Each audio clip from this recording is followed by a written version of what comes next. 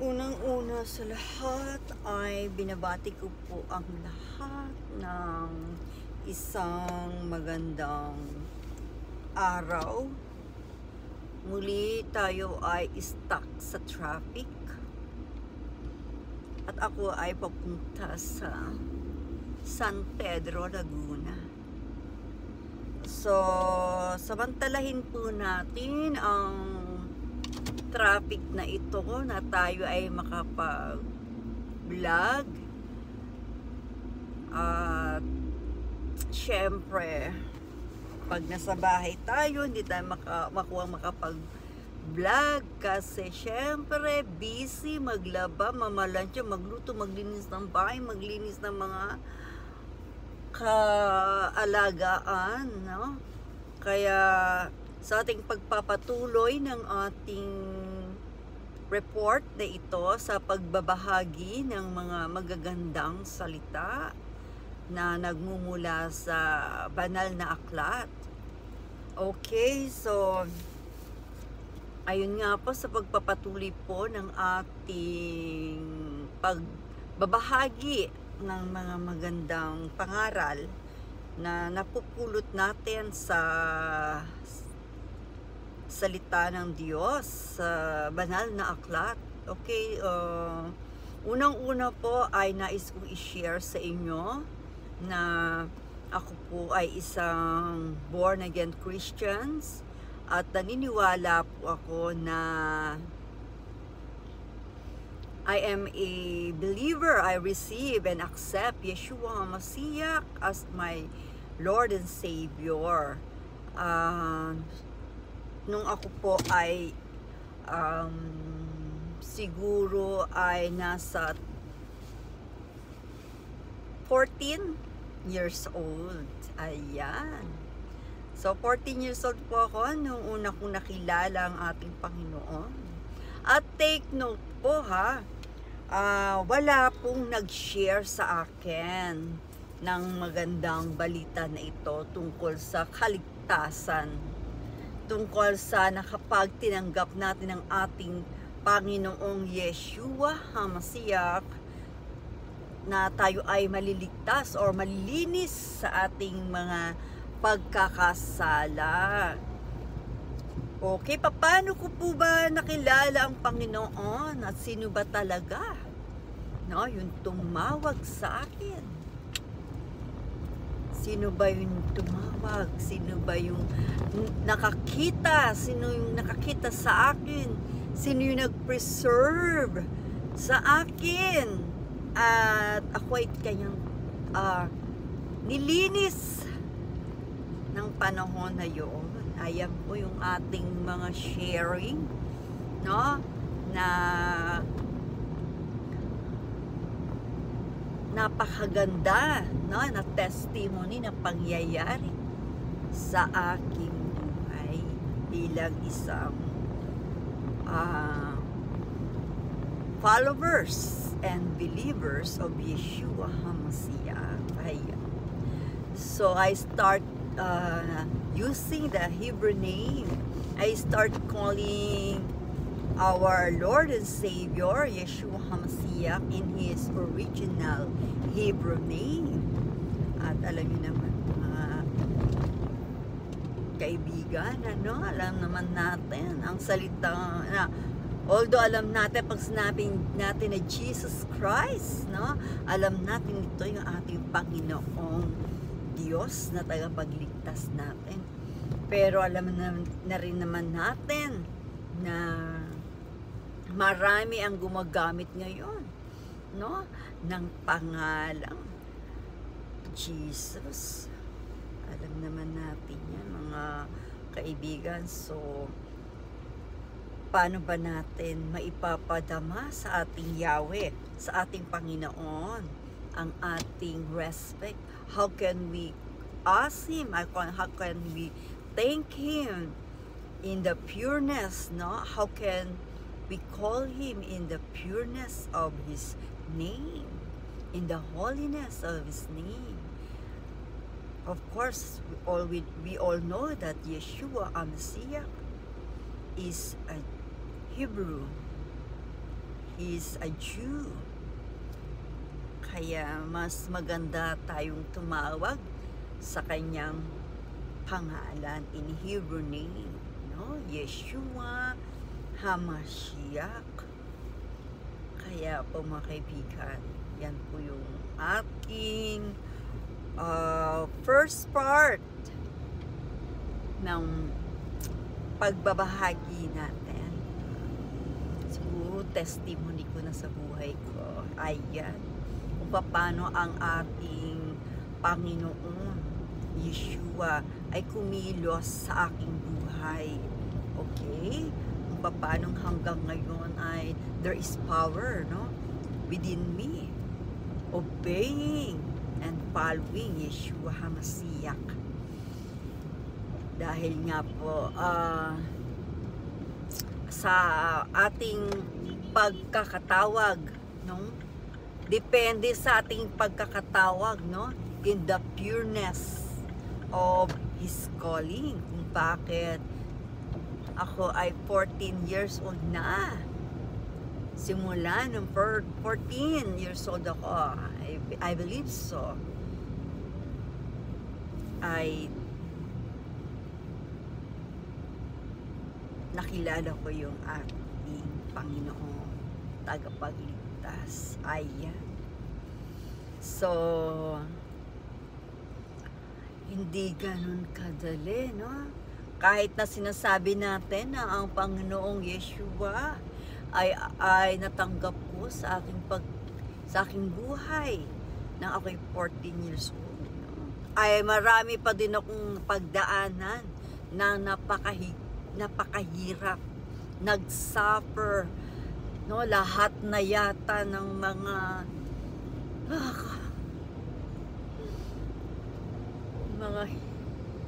hindi kaaya-aya, no? Sa paningin ng ating Panginoong Diyos ay naranasan natin sa buhay natin. Hindi natin dapat kakaya yun. Bakit? Sa ating karumihan, sa ating paghihirap ay nag-glorify natin ang ating Panginoon. Kaya nga po mga kaibigan, sa murang edad, sa batang edad ay lumapit, ay tinawag na ko ng aking Panginoon, ng ating Panginoon Yeshua, upang ako ay kanyang magabayan sa aking mga tatahaking landas patungo sa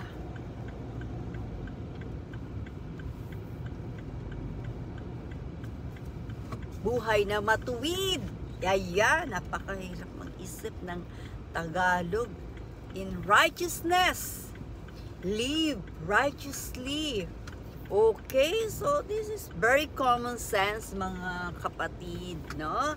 Kaya nga, how can you live righteously? Okay, kung hindi tayo dumaan sa mga paghihirap at mga pagdurusa. Kaya po mga kaibigan, tayo sa buhay natin, may pag-asa lagi. There's hope. No?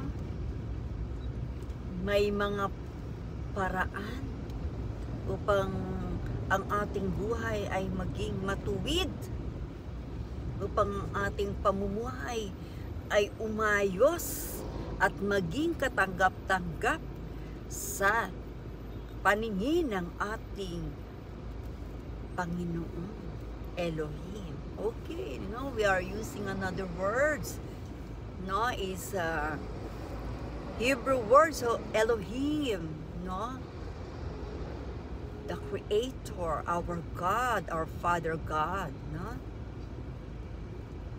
Siya ang Hebrew word Elohim, the Creator of all creations in earth and in the universe. Ay, sa buong kalangitan, sa buong kalupaan, kalawakan, universal space, lahat po, no?